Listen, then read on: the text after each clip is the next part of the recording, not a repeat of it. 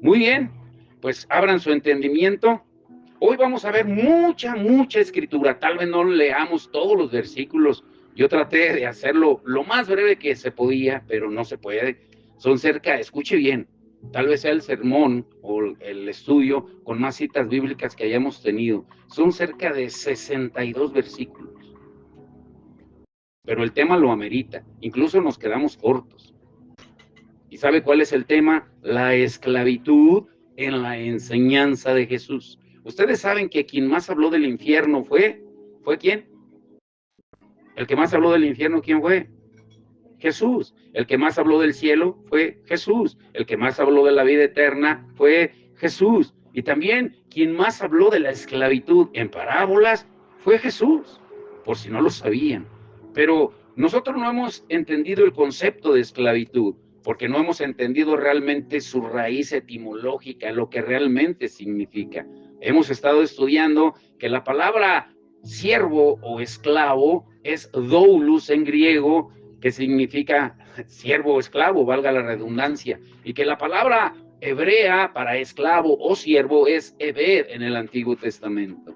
Y hay muchas escrituras donde Jesús las utilizaba también para enseñarnos cómo es el servicio y cómo debe de ser el servicio a Él. Vayan conmigo a Mateo 25, 14 al 21, yo se lo leo. Mateo 25, 14 al 21. Porque el reino de los cielos es como un hombre que yéndose lejos llamó a sus siervos y les entregó sus bienes. A uno dio 5 talentos, a otro 2 y a otro 1. A cada uno conforme a su capacidad. ¿Conforme a su qué? Y luego se fue lejos. Y el que había recibido 5 talentos fue y negoció con ellos y ganó otros 5 talentos. Asimismo, el que había recibido 2 ganó también otros 2. Pero el que había recibido 1 fue y cavó en la tierra y escondió el dinero de su señor, de su amo. La palabra señor es Kyrios. Después de mucho tiempo vino el señor de aquellos siervos, de aquellos esclavos, y arregló cuentas con ellos. Y llegando el que había recibido 5 talentos, trajo otros 5 talentos, diciendo, Señor, 5 talentos me entregaste, aquí tienes, he ganado otros 5 talentos sobre ellos. Y su señor le dijo, bien, buen siervo y fiel, sobre poco has sido fiel, sobre mucho te pondré. Entra en el gozo de tu señor. ¿Quién es el esclavo bueno y fiel? El que hace buen uso de los talentos que el Señor nos da. Hay una escritura en el Antiguo Testamento, tal vez no la habían contemplado, bueno, la verdad ni yo, pero mire lo que dice Josué 24:15. Josué 24, verso 15. Josué 24, verso 15 dice, y si mal os parece servir a Jehová, ahí la palabra es ebed, lo que realmente está diciendo, si mal les parece ser esclavos de Jehová, escojan de quién van a ser esclavos, a quién van a servir. Si a los dioses a quienes sirvieron vuestros padres cuando estuvieron al otro lado del río, o a los dioses de los amorreos en cuya tierra habitáis.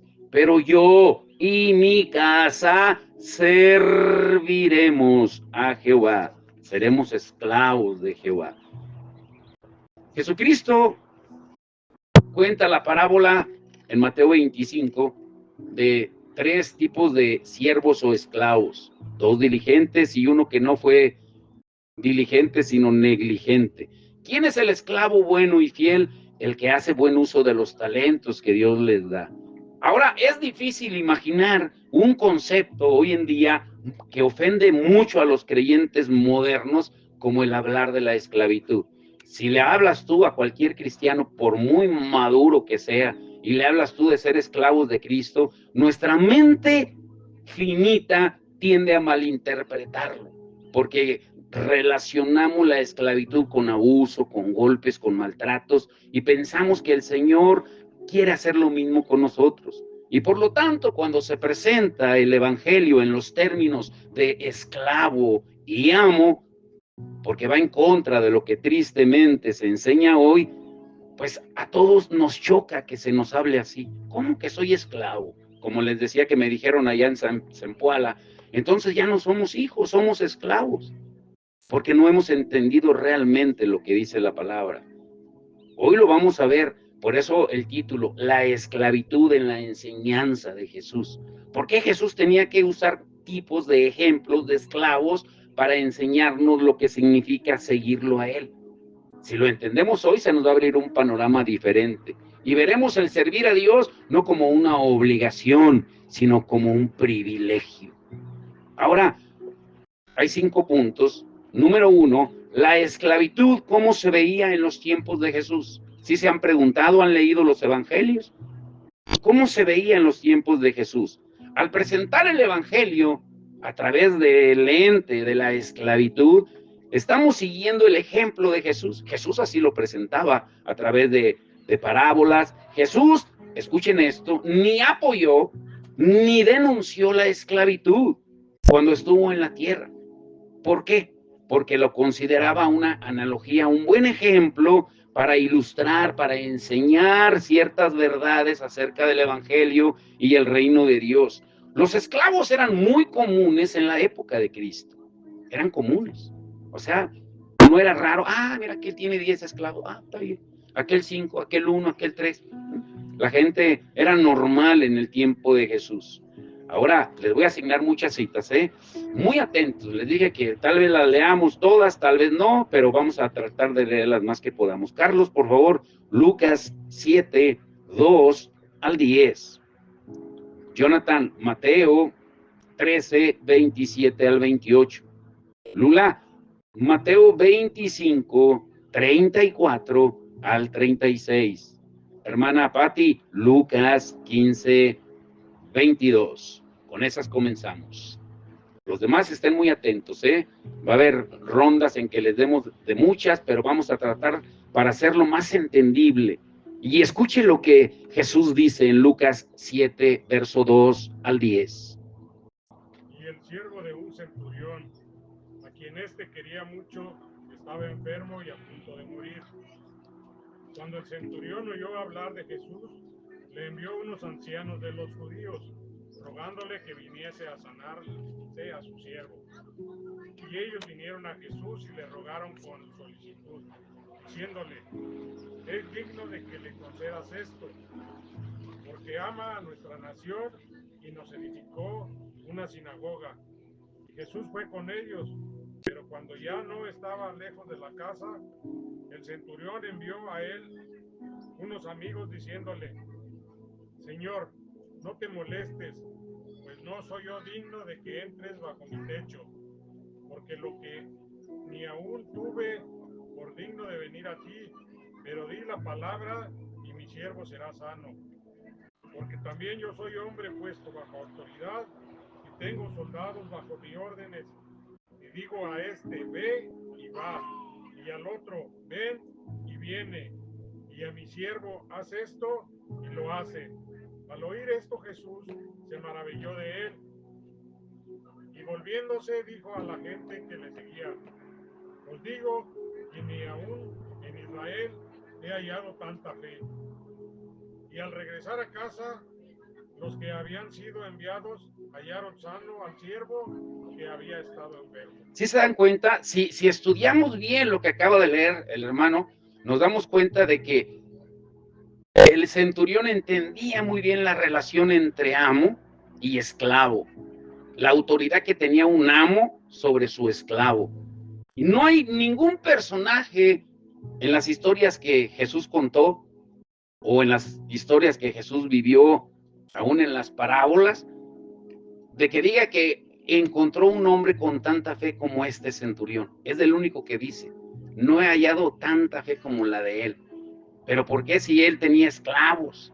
Si él se consideraba el señor de su esclavo, porque entendía lo que significa la autoridad.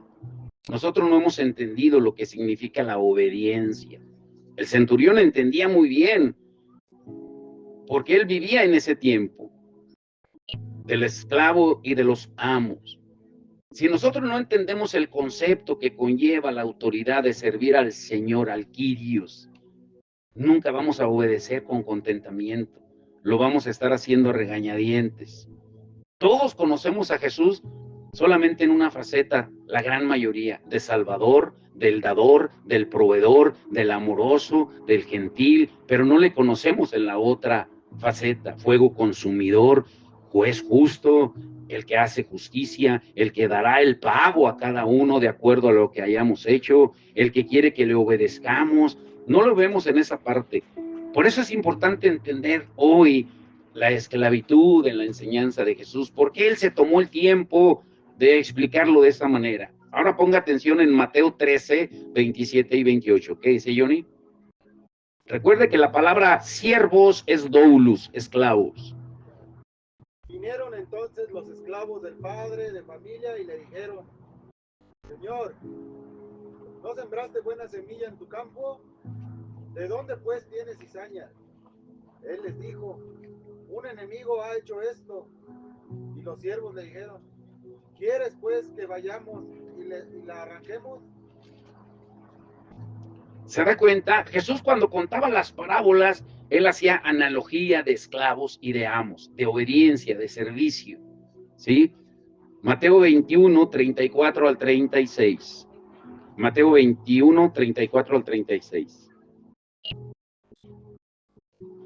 21, perdón, tal vez la dije mal. Mateo 21, 34 al 36. Y cuando se acercó el tiempo de los frutos, envió sus siervos a los labradores para que recibiesen su fruto. Mas los labradores, tomando a los siervos, a uno golpearon, a otro mataron y a otro apedrearon. Envió de nuevo otros siervos más que los primeros, e hicieron con ellos de la misma manera. ¿Sí se dan cuenta lo que está contando ahí? Dice que envió a sus siervos, a sus esclavos, a los labradores. Ah, caray, entonces ahí vemos dos tipos de servicio. Unos labradores que se supone también estaban a su servicio, pero otros que eran esclavos, obedientes a lo que él mandaba. Entendamos muy bien la diferencia. Ahorita lo vamos a entender mejor. Marcos 12, del 2 al 4. Marcos no la di. Marcos 13, 34, 10, ¿eh? Lucas 15, 22, perdón. ¿A quién se la di? Pero el padre dijo a sus siervos: sacad el mejor vestido y vestirle, poned un anillo en su mano y calzado en sus pies. Ahí está hablando de la parábola del hijo pródigo. Cuando el hijo pródigo regresa, manda a los esclavos a que le pongan y lo vistan, que le pongan el anillo y lo vistan. Asimismo, el Señor a nosotros nos manda como esclavos a servir al prójimo. Lucas 14, 17 al 21, ¿esa la di o no la di? Bueno, a ver quién la busca. 17 al 21. Y a la hora de la cena envió a su siervo a decir a los convidados: venid, y ya todo está preparado. Y todos a una comenzaron a excusarse. El primero dijo: he comprado una hacienda y necesito ir a verla. Te ruego que me excusen. Otro dijo: he comprado 5 yuntas de bueyes, voy a colgarlos. Te ruego que me excusen.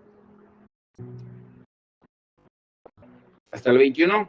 Y otro dijo: acabo de casarme y por tanto no puedo ir. Vuelto el siervo hizo saber estas cosas a su señor.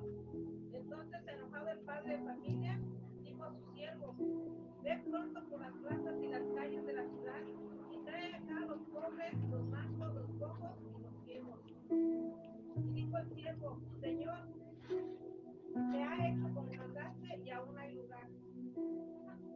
Cristo utilizó las imágenes repetidamente de un esclavo como una analogía, un ejemplo, para aclarar las realidades espirituales.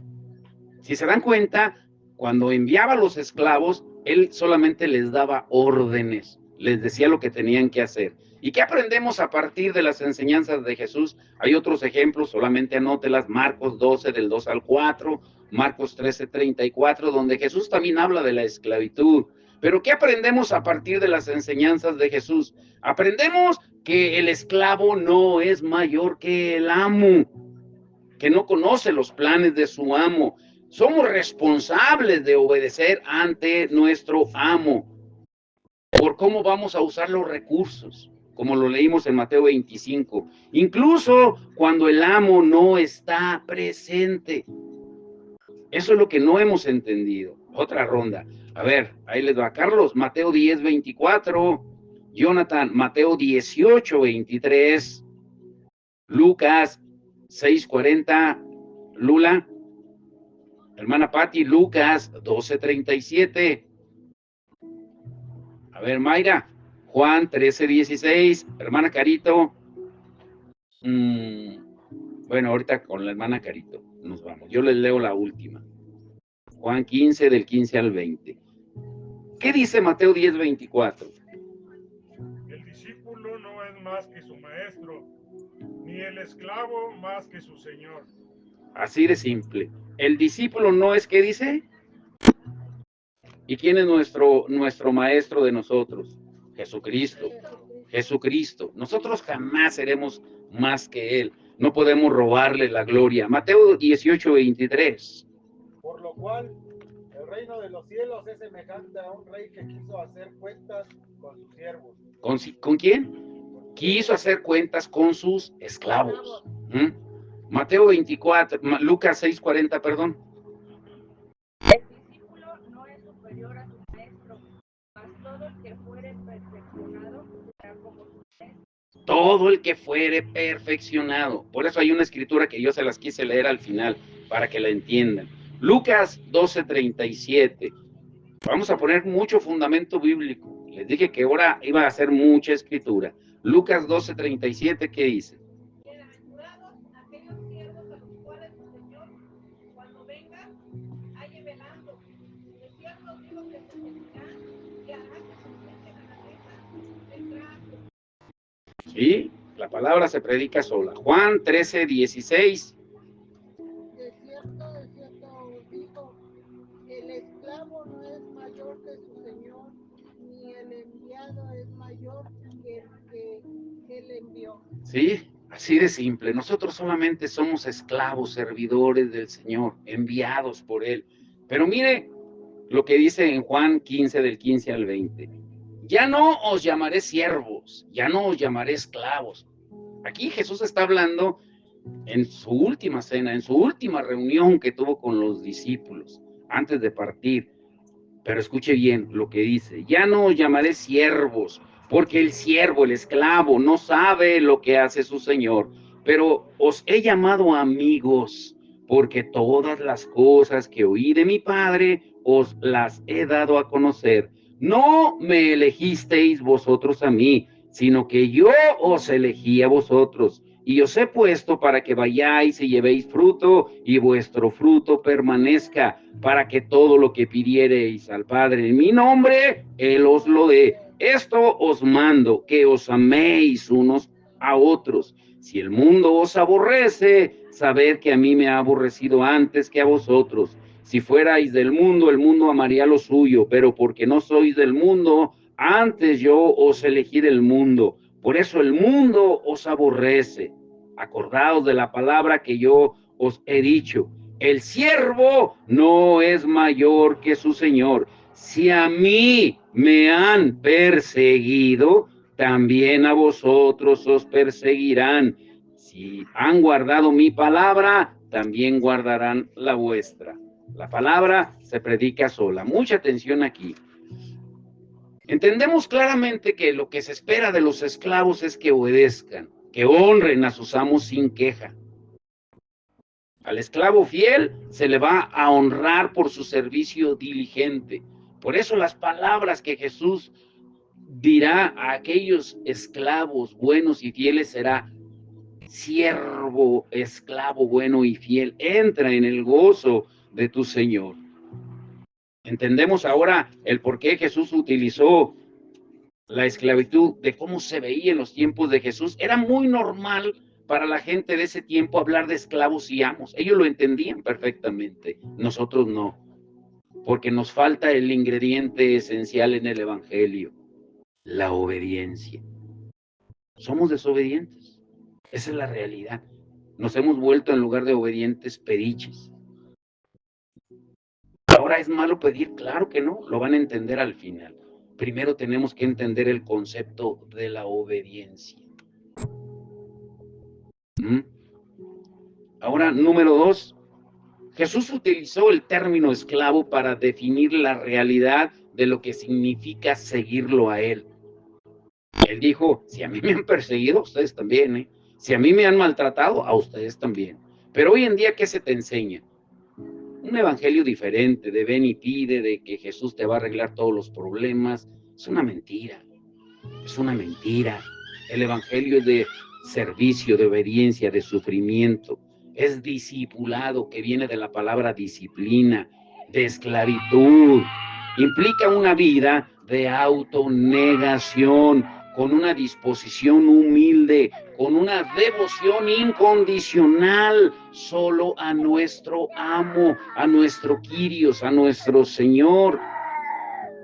Una disposición a obedecer sus mandamientos en todo, una lealtad a servirle, incluso cuando Él no está. Por eso veíamos las Escrituras, y una motivación que viene de saber que Él está satisfecho con nuestro servicio y obediencia.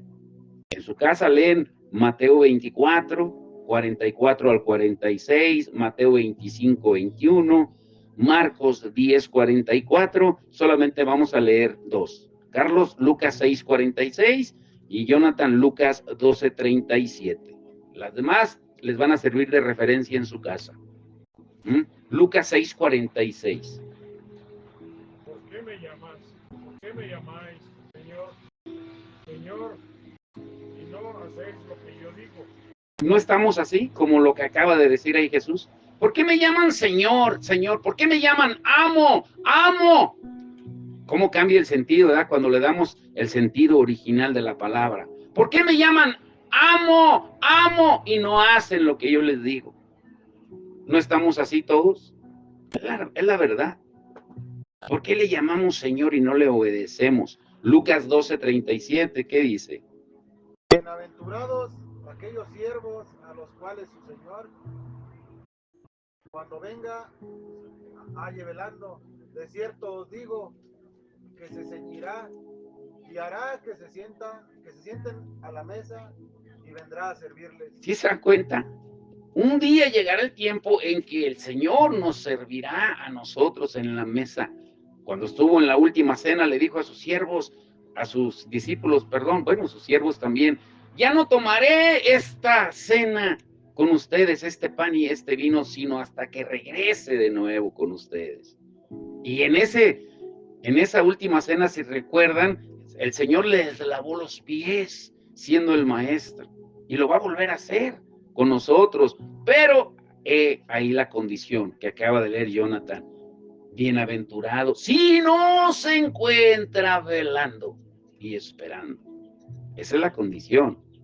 Por eso cuando escuchamos de que la salvación no se pierde porque Dios es tan amoroso, ¿ustedes creen que Dios es así tan, híjole, no sé ni cómo decirlo, para no valorar la sangre de su Hijo Jesucristo que murió en la cruz? Todos nosotros, queramos o no, lo creamos o no, somos esclavos de un amo y le sirves a un amo, te guste o no, lo creas o no, y todos los días tú decides a qué amo servir. Por eso la escritura de Josué al principio, Josué 24, 15, cuando él dice, decidan a quién van a servir. O sea, tú decides cada día a quién servir. Si a tus concupiscencias, a tus ídolos de tu corazón o al Señor. El Señor no te obliga a ser su esclavo. Dice Pablo que somos esclavos por amor. Y ahora, como esclavos de Cristo, recibimos libertad espiritual y descanso para nuestras almas a través de la relación salvadora con Él, como Jesús lo dijo. En Mateo 11, 28 al 30, vengan a mí todos los que están trabajados, cansados, cargados, y yo les daré mi yugo. ¿El yugo para qué se le daba a alguien? ¿O el yugo para qué es? Un yugo es sinónimo de esclavitud. Un yugo es sinónimo de esclavitud. Y tú y yo elegimos diariamente qué yugo tomar, si el yugo del pecado o el yugo del Señor, el yugo de la desobediencia o el yugo de la obediencia. ¿Sí se está entendiendo? Pero no hemos entendido realmente lo que significa. Jesucristo dijo algo muy interesante en Juan 8:34 al 36. ¿Quién lo lee? Juan 8:34 al 36. ¿Qué dice? Escuche. Y eso le estaba diciendo a los judíos que ya habían creído en él, pero ellos se sentían libres y les decían, no, es que ustedes no son libres, ustedes siguen siendo esclavos. ¿Sí? No hemos sido esclavos de nadie, claro que son esclavos de sus propias ideas, de su propia religiosidad, pero ya habían creído en él. Y les dice algo poderoso en Juan 8:34 al 36. ¿Qué les dice? Jesús le respondió, de cierto os digo, que todo aquel que hace pecado, esclavo es el pecado. ¿De quién es esclavo? O sea, ¿te das cuenta de que todos los días tú decides de quién hacerte esclavo? ¿Sí se entiende o no se entiende? ¿Y qué más dice Alfredo? Y el esclavo no queda en la casa para siempre, el hijo sí queda para siempre. ¿Sí se dan cuenta? El hijo sí. ¿Pero cómo? Si está hablando de esclavos y ahora habla de hijos. Porque no hemos entendido que primero somos esclavos para mostrar nuestra fidelidad, nuestra lealtad, y después seremos hijos. Nuestra ciudadanía no está en la tierra, está en los cielos. ¿Y qué más dice Alfredo? Así que si el hijo os libertaré, seréis verdaderamente libres. Sé que sois descendientes de Abraham, pero procuráis matarme porque mi palabra no haya cabida en vosotros. ¿Sí se dan cuenta? Ahora escuchen esta pregunta. ¿A qué se refiere Jesús al decir que tomemos nuestra cruz diariamente y lo sigamos? ¿A qué se refiere? ¿Por qué él lo enfatizó tanto en Lucas 9:23 cuando dice que tomemos la cruz diariamente y lo sigamos? ¿Por qué Pablo dice en Gálatas 2:20, con Cristo estoy juntamente crucificado? ¿Sí? ¿Por qué?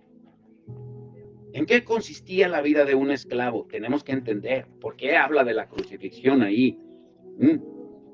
Porque la vida de un esclavo consistía en una rendición total, absoluta, una sumisión y servicio a su amo. Las personas en los días de Jesús reconocían inmediatamente el paralelismo, o sea, lo que significaba pertenecer a Cristo y no pertenecer a Cristo. La invitación de seguir a Cristo era una invitación a morir. Por eso a los cristianos de ese tiempo se les decía, ¿quién es el Señor? ¿El César o Cristo? Y el que respondía a Cristo, pues ya saben lo que le pasaba. El que respondía el César, pues seguía viviendo en su vida. Pero número 3, ¿cómo se consideraba a los esclavos en los tiempos de Jesús? ¿Cómo se consideraba a un esclavo? Como propiedad exclusiva y en control absoluto de su amo. Por eso Pablo decía, ya no vivo yo. Cristo es el que vive en mí, yo no vivo ya. Los esclavos no tenían opción, sea que se les vendiera a esclavitud o nacieran siendo esclavos. Los esclavos pertenecían por completo a aquellos que los compraban o los poseían. Y el Nuevo Testamento trata ese tema relacionando nuestra esclavitud con el pecado, como lo leyó, no sé, creo que fue Carlos, y la relación presente en Cristo. Aunque nacimos como esclavos del pecado, habiendo heredado de Adán un estado de esclavitud, Cristo nos compró a través de su muerte en la cruz. Y si Él nos compró, la pregunta es más que obvia. ¿A quién le pertenecemos? ¿A quién le pertenecemos? Al que te compró. ¿O no es así? Viéndolo en el sentido de la esclavitud. Si Él nos compró, ¿a quién le pertenecemos? A Cristo. Mire estas escrituras, aquí se empieza a poner interesante. A ver, hermana Carito, Vázquez, Romanos 5, 18 al 19. Carlos, Efesios 2, del 1 al 3. Jonathan, Primera de Pedro 1, 18 al 19. Lula, Apocalipsis 5, 9. Alfredo, Romanos 6, 14. Sí. ¿Ahora no traes Biblia? Sí. A ver si... ok. Primera de Corintios 7, 23. Primera de Corintios 7, 23. ¿Y quién más me faltó? Hermana Pati, ¿sí le di? ¿No le di? Romanos 6, 17 al 18. Isabel, Gálatas 5, 24. ¿No traes Biblia? Ay, mi amor. Ok. Ok. Romanos 5, 18 al 19. Mucha atención porque aquí se empieza a poner interesante el estudio. ¿Ya entendieron cómo era la esclavitud en los tiempos de Jesús? ¿Por qué Jesús hacía tantas analogías, tantos ejemplos de esclavos? Para que entendiéramos el concepto fundamental del cristianismo, la obediencia. El que me ama guarda mis mandamientos y los obedece. ¿Qué dice Romanos 5, 18 al 19? Así que como por la transgresión de uno vino la condenación a todos los hombres, de la misma manera por la justicia de uno vino a todos los hombres la justicia de vida. Porque así como la desobediencia de un hombre los muchos fueron constituidos pecadores, así también por la obediencia de uno los muchos serán constituidos justos. Se da cuenta cómo enfoca en la obediencia. Efesios 2, del 1 al 3, ¿qué dice? Y él os dio vida a vosotros, cuando estabais muertos en vuestros delitos y pecados, en los cuales anduviste en otro tiempo, siguiendo la corriente de este mundo, conforme al príncipe de la potestad del aire, el espíritu que ahora opera en los hijos de desobediencia, entre los cuales también todos nosotros vivimos en otro tiempo, en los deseos de vuestra carne, haciendo la voluntad de la carne y de los pensamientos. Porque éramos esclavos del pecado. Éramos por naturaleza hijos de ira, lo mismo que los demás. ¿Se dan cuenta? Primera de Pedro 1, 18 al 19. Sabiendo que fuisteis rescatados de vuestra vana manera de vivir, la cual recibiste de vuestros padres, no con cosas corruptibles como oro o plata, sino con la sangre preciosa de Cristo, como de un cordero sin mancha y sin contaminación. Fuiste redimido, vivías una vida de pecado, Jesús te compró con su sangre, ahora ya no perteneces al amo, al pecado, ahora perteneces a un nuevo amo justo. Apocalipsis 5, 9. 5, 9.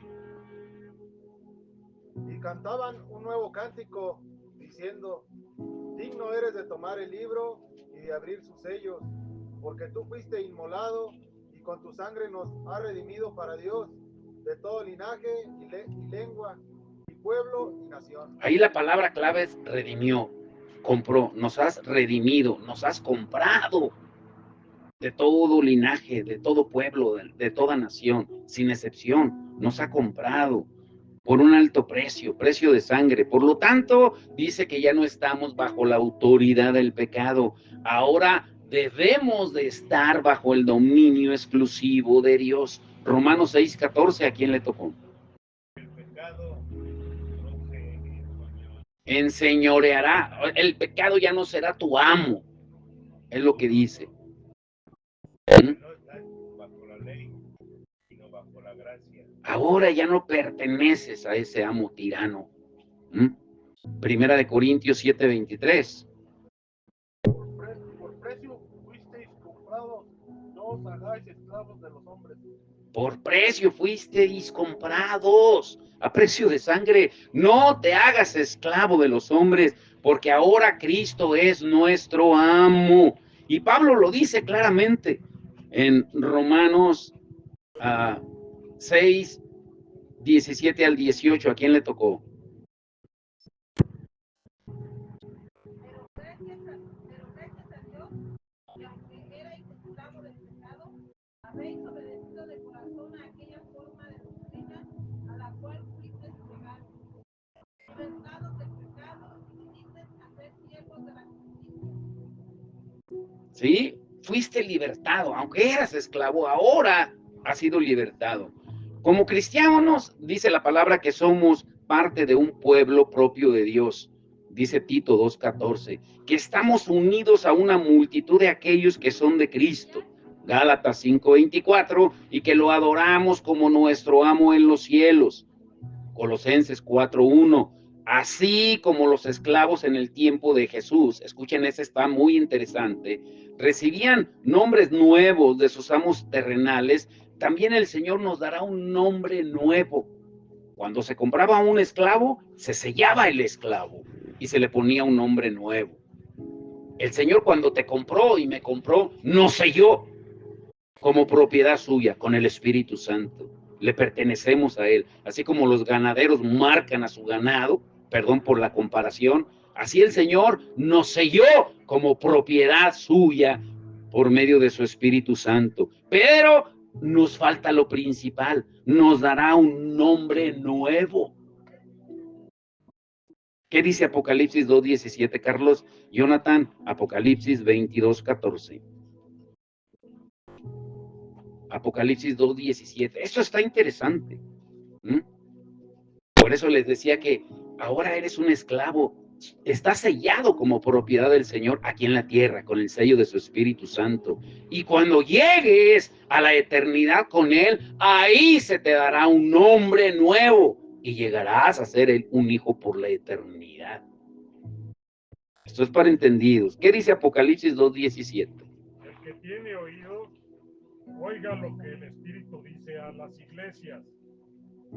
Al que venciere, daré a comer del maná escondido, y le daré una piedrecita blanca, y en la piedrecita escrito un nombre nuevo, el cual ninguno conoce, sino aquel que lo recibe. ¿Sí se dan cuenta?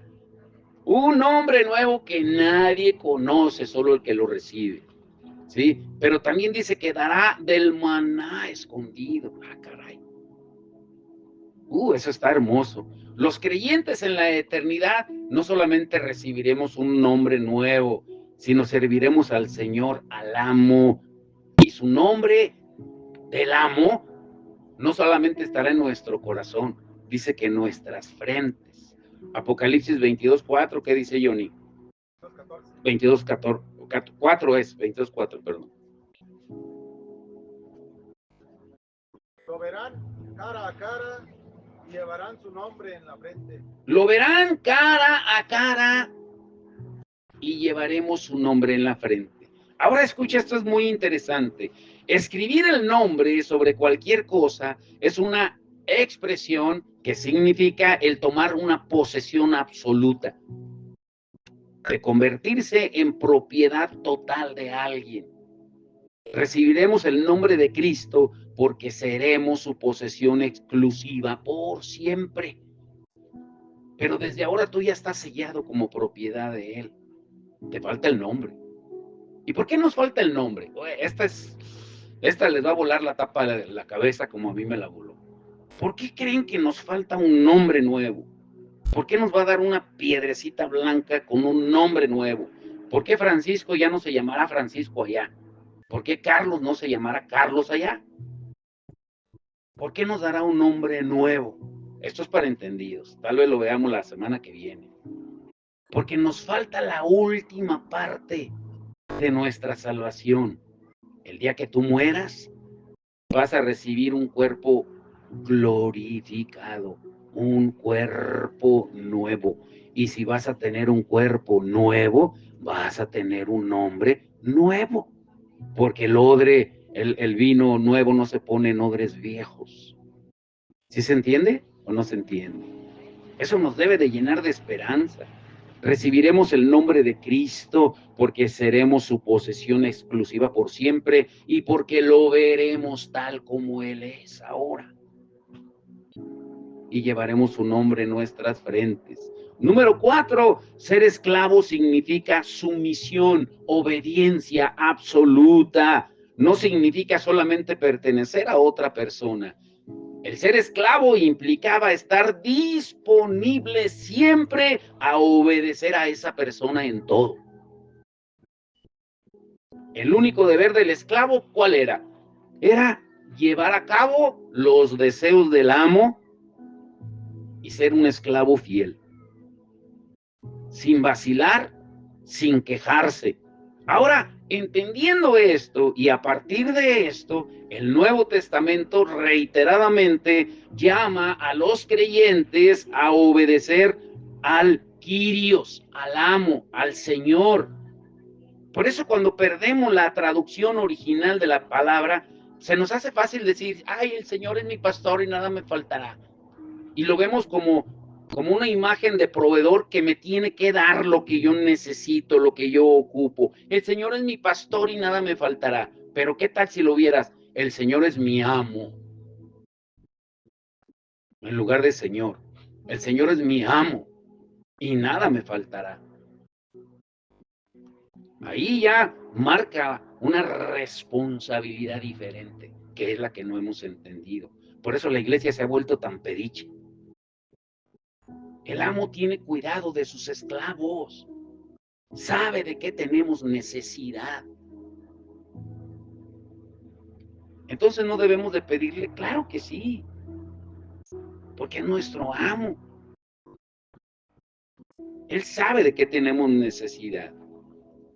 Pero lo fundamental es que entendamos que Él es el Kyrios, el amo, y que nosotros somos el doulos, el esclavo, y le debemos una obediencia incuestionable. Y Pablo claramente compara la esclavitud espiritual con la literal. Por eso dice, mire lo que dice. A ver, Carlos, por favor, Colosenses 3, 22 al 24.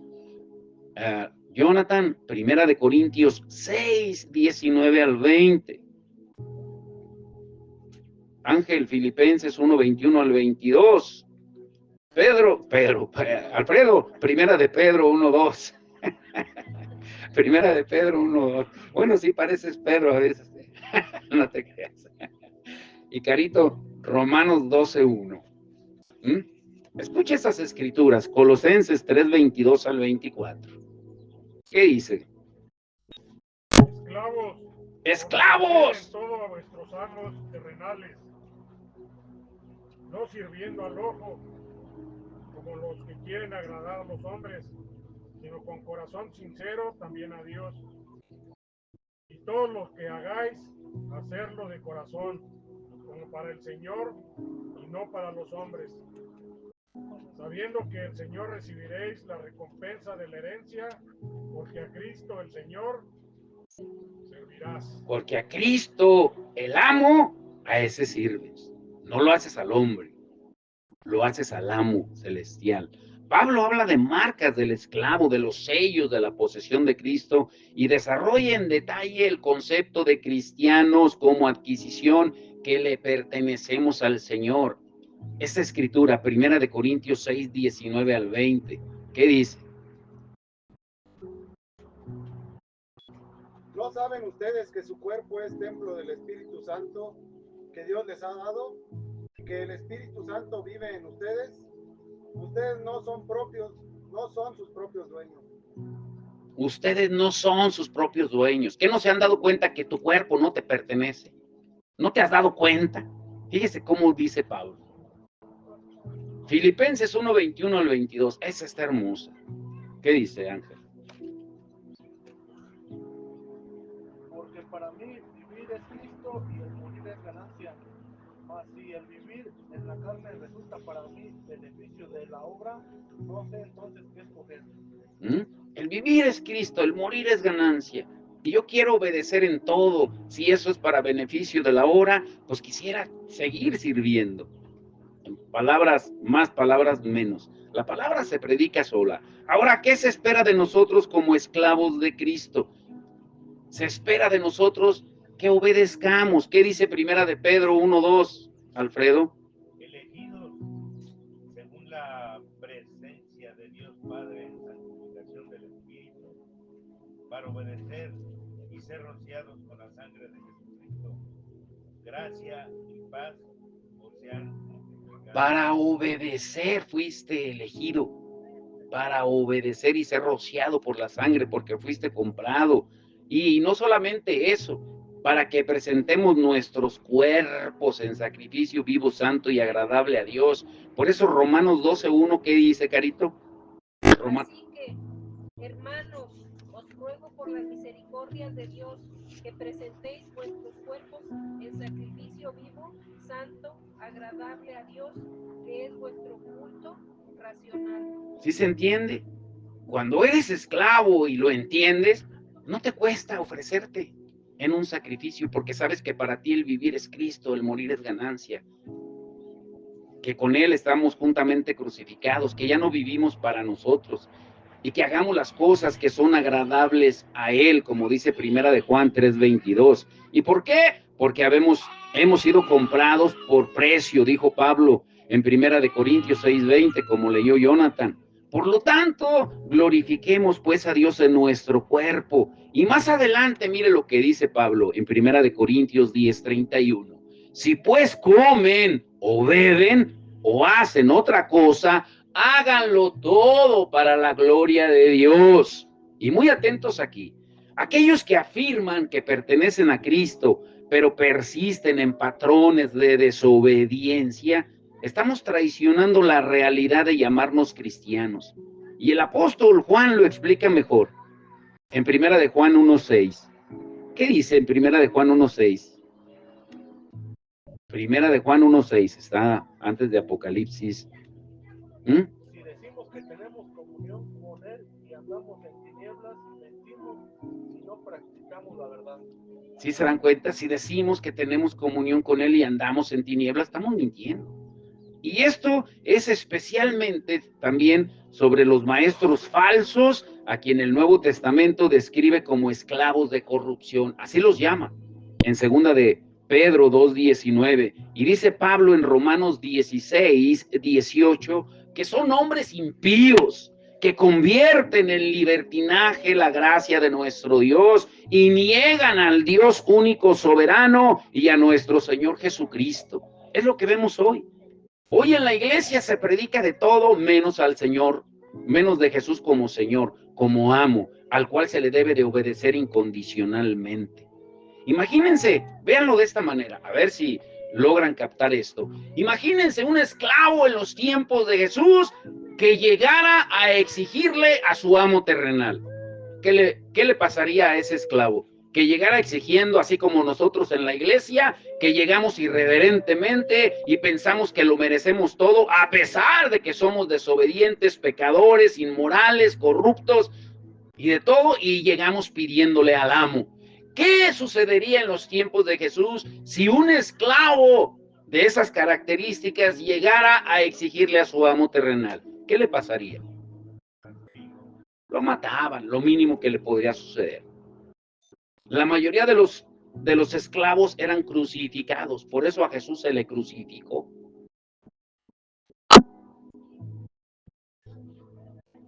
Ahora, muy atentos aquí. El verdadero hombre y mujer de Dios es el que reconoce y sabe que es un esclavo, un doulos del Señor, del amo, del Kyrios, haciéndose a sí mismo útil al Señor y dispuesto para toda buena obra, como Pablo le dice a Timoteo en segunda de Timoteo 2:24. Y ahora entiendan este último punto. Aquí está la clave de todo. Si ya entendimos cómo era la esclavitud en los tiempos de Jesús, por qué Jesús usaba ejemplos para relacionar la obediencia, como él mismo lo dijo, yo no vine a hacer mi voluntad, yo vine a hacer la voluntad de él, porque él reconocía el señorío del Padre sobre su vida. Padre, no se haga como yo quiero, sino como tú quieres. Aún cuando estaba en el huerto de los olivos, en la última oración junto con sus discípulos, con Pedro, Santiago y Juan, ahí, ¿qué dijo? Mi alma está angustiada hasta la muerte, pero no se haga lo que yo quiero, sino lo que tú quieres, Padre. A ese nivel de obediencia debemos de llegar. Pablo por eso decía, ya no vivo yo, Cristo vive en mí. Para mí el vivir es Cristo, el morir es ganancia. Soy su esclavo y Él tiene el derecho de mi vida. Ya no vivo para mí. Nosotros no hemos llegado a ese nivel. Y este punto está muy hermoso. Número 5, el último. Los esclavos solo le debían su devoción a su amo. Aquí viene la esencia del mensaje, no se pierdan. Al igual que los esclavos, nosotros debemos ser completamente devotos a nuestro amo único. Nuestro interés mayor se resume en las palabras que Jesús mismo pronunció. Alguien lea Marcos 12:30 y bien fuerte. De ahí se define nuestra parte final del mensaje. Las citas que les voy a dar tal vez se las vaya a dar solamente ya no leyendo, sino para que las estudien en su casa, son muchísimas. Marcos 12:30. ¿Qué dice? Y amarás al Señor tu Dios con todo tu corazón y con toda tu alma y con toda tu mente y con todas tus fuerzas. Este es el principal mandamiento. Ahora, les hago una pregunta. Si escucharon bien lo que leyó la hermana. A ver, léalo otra vez. Les voy a preguntar, muy atentos. Y amarás al Señor tu Dios con todo tu corazón, con toda tu alma, con toda tu mente y con todas tus fuerzas. Este es el principal mandamiento. Si escucharon bien la escritura de Marcos 12:30 que leyó la hermana, ahí hay algo muy interesante.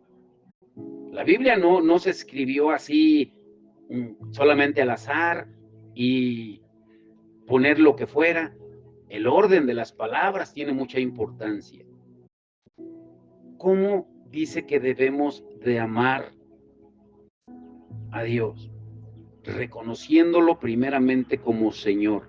Amarás al Señor tu Dios. Primero lo reconocemos como Señor, como amo, y luego como Dios. Jamás lo vamos a reconocer como Dios si primero no lo reconocemos como amo. Entienda bien esto. Esa devoción exclusiva hace imposible servir a Dios y a otro amo al mismo tiempo. Por eso Jesús, cuando fue tentado por Satanás en el desierto, ¿qué le dijo en Mateo 4:10? Al Señor, al amo, tu Dios, solo a Él servirás y solo a Él adorarás. No podemos adorar sin primero servir. No podemos adorar sin primero reconocer a Dios como nuestro amo de nuestra vida. No podemos servir tampoco a dos amos, servir a Dios y al dinero, adorar a Dios y adorar a los ídolos, o vivir en el espíritu y al mismo tiempo en la carne, como Jesús lo dice en Mateo 6:24, Pablo lo dice en Romanos 7 del 5 al 6 y también en Primera de Tesalonicenses 1:9. Todo lo que debemos hacer es lo que dice Hebreos 13:21, lo que es agradable delante de Él. Esa fue la motivación de Pablo a los corintios. En 2 de Corintios 5:9 dice, por tanto, procuramos también ausentes o presentes serle agradables. Y también dice en Colosenses 1:10, los creyentes agradándole en todo y hacer lo que agrada a Dios en Romanos 14:18. Se nos llama a buscar su gloria, no la nuestra, en todo lo que hacemos, anhelando nosotros mismos una conducta digna de su nombre, como dice Primera de Corintios 10:31 y Colosenses 3:17. Ahora, llévense esto en su corazón, escuchen esto, Lo único que importa es la aprobación y la recompensa del amo, de nuestro amo. Igual que los esclavos terrenales en los tiempos de Jesús, su única devoción era hacia su amo. Lo único que importaba era deleitarse con su amo, servir a su amo. Por eso se nos llama, a ver si ahora sí ya lo entendemos, en Lucas 17:10, siervos inútiles. Porque solamente estamos haciendo lo que se nos ordena, lo que se nos demanda. Y la recompensa de hacer lo que se nos dice, lo que se nos demanda, pues vendrá al final, como leímos en Mateo 25, 21, cuando estemos con el Señor y nos diga, siervo bueno y fiel. Para el esclavo fiel, esa es la motivación suficiente. A diferencia de las personas libres, los esclavos, escuchen, aquí viene la parte importante, los esclavos no tenían que preocuparse por la comida o un lugar donde vivir o dormir, ya que sus necesidades estaban atendidas por sus amos. Y así ellos podían centrarse enteramente en servir al amo. Como creyentes podemos enfocarnos en las cosas que Dios nos ha llamado a hacer, confiando en que Él atiende nuestras necesidades. Por eso en Mateo 6, 31 al 33 dice que busquemos primeramente el reino de Dios y su justicia, y todo lo demás vendrá por añadidura. En palabras entendibles dice, primero busca agradar a tu amo y todo lo demás vendrá por añadidura. Agrádale a Él, obedécele a Él, ten la devoción a Él y todo lo demás vendrá por añadidura. O pregunta, ¿o qué creen ustedes que nuestro Padre no sabe que ustedes tienen necesidad de todas esas cosas? ¿Lo sabe o no lo sabe? Claro que sí. Nosotros somos los que somos desobedientes.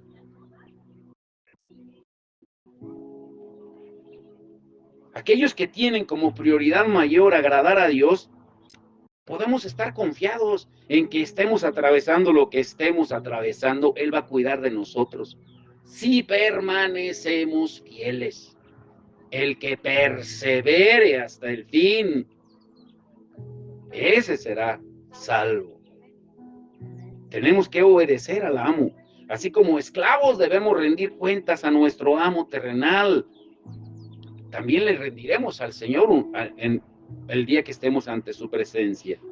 Pero también así como el esclavo, aquí está la parte interesante, así como el esclavo tiene responsabilidades con su amo, el amo también tiene responsabilidades por sus esclavos. Esta es la parte importante, por eso les decía que al final lo íbamos a entender y no lo íbamos a ver gravoso, ni ay, tan pesado. Entonces soy esclava de Cristo, sí, porque no es algo indigno, sino es un privilegio, porque Él ahora tiene responsabilidades sobre nosotros. Miren, ay Señor, ¿qué dice el Salmo 123, verso 2? Salmo 123, verso 2. He aquí como los ojos de los siervos miran a la mano de sus señores, y como los ojos de la sierva a la mano de su señora, así nuestros ojos mirarán a Jehová, nuestro Dios, hasta que tenga misericordia de nosotros. Ahora le voy a decir al hermano, le voy a pedir que la lea otra vez, pero que cambie la palabra siervo y sierva por esclavo y esclava. Fíjense, y eso está en el Antiguo Testamento, ¿eh? Mire lo que dice, cómo cobra otro sentido. Y ahorita lo van a entender. Uy, eso está hermoso. Otra vez, Carlos, por favor. Salmo 123. Aquí, como los ojos de los esclavos miran a la mano de sus señores, como los ojos de la esclava a la mano de su señora. Así nuestros ojos mirarán a Jehová, nuestro Dios, hasta que tenga misericordia de nosotros.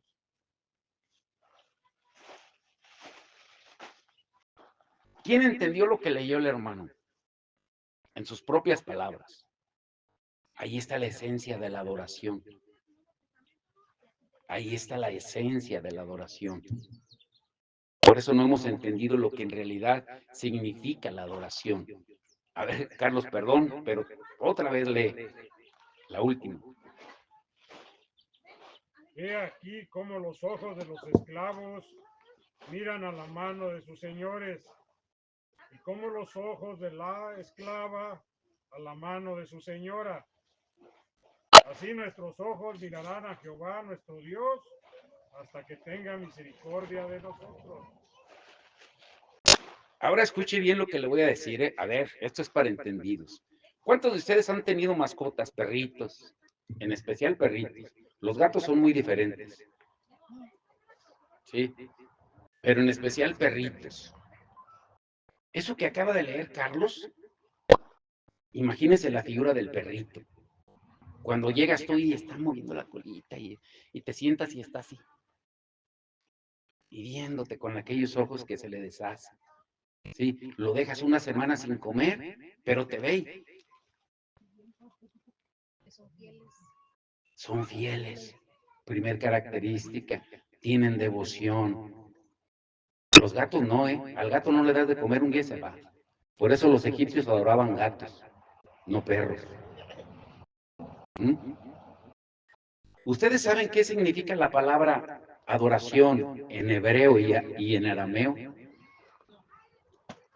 La palabra es proscuneo. El mirar, el besar la mano del amo, del Señor, como un perro. Eso es lo que significa adoración. A ese tipo de devoción es a la que debemos de llegar, pero no hemos llegado. ¿Por qué no hemos llegado? A ver, última pregunta.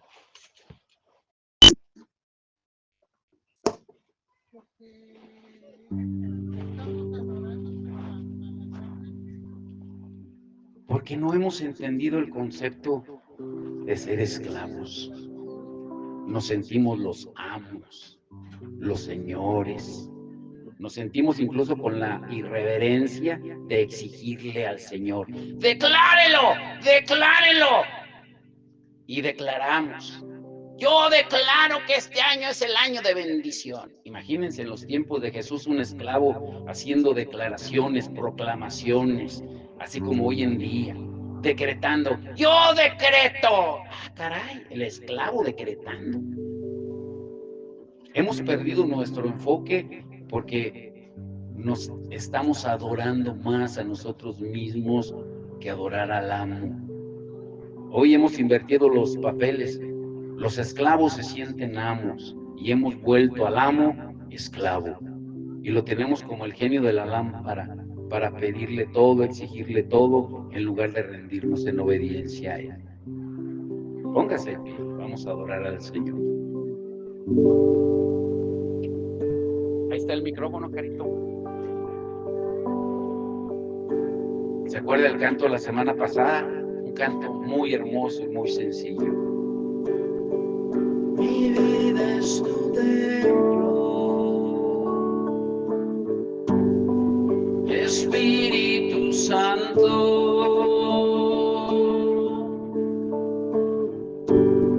Mi vida es tu templo, Espíritu Santo.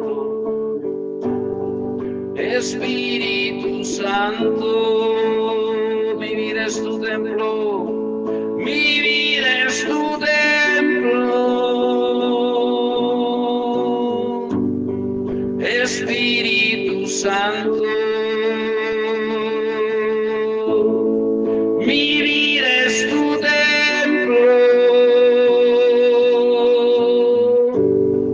Espíritu Santo. Santuario de Dios, santuario de Dios, santuario de Dios, santuario de Dios. Dígale una vez más bien fuerte: mi vida, Señor, es tu templo. Mi vida es tu templo, Espíritu Santo. Mi vida es tu templo, Espíritu Santo. Mi vida es tu templo, Espíritu Santo.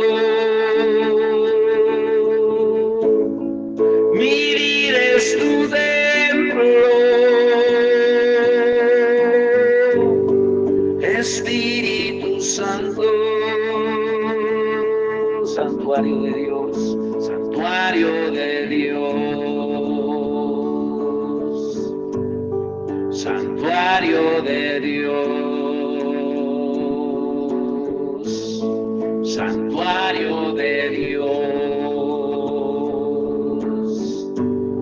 santuario de Dios. La iglesia es tu templo, la iglesia es tu templo, Espíritu Santo.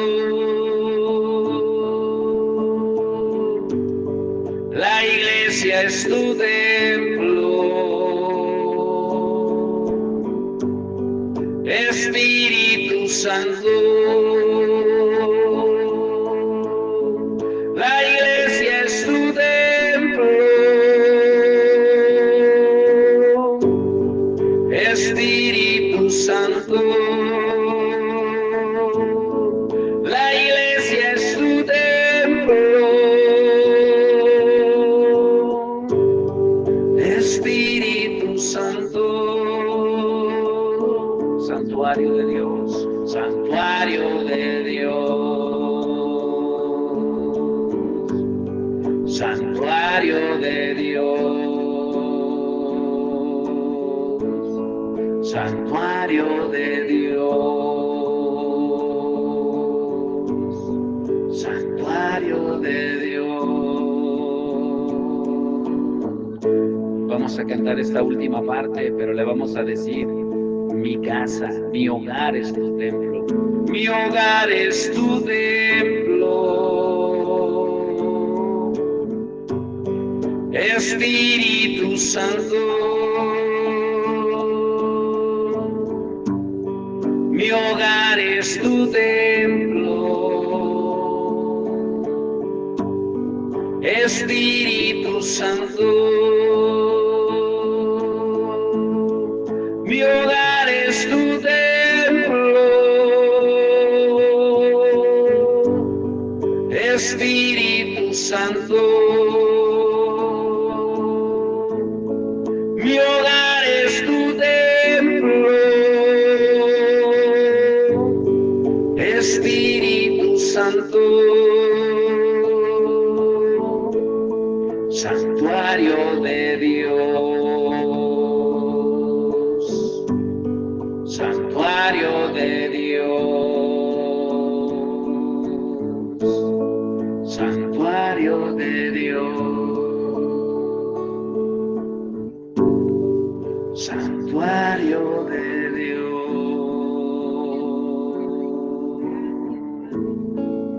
santuario de Dios. Señor, te damos toda la honra y la gloria en esta mañana hermosa, Señor, por enseñarnos, Señor, lo que debemos de aprender, que somos tus siervos, tus esclavos. Tú eres el amo, el Kyrios, el Señor. Y si no aprendemos a obedecerte como Señor, ¿cómo queremos adorarte como Dios? Que lo entendamos, Señor, y durante la semana que tú nos abras el entendimiento para tu palabra. Te damos todo el honor y la gloria, y que tú sigas obrando en cada uno de nosotros, Señor, en nuestra vida, en nuestra familia, Señor. En el nombre de Jesús, te damos todo el honor y la gloria. Y el pueblo de Dios dice: amén y amén. Dele palmas fuerte al Señor. Amén. Vamos a poner la silla a las mesas.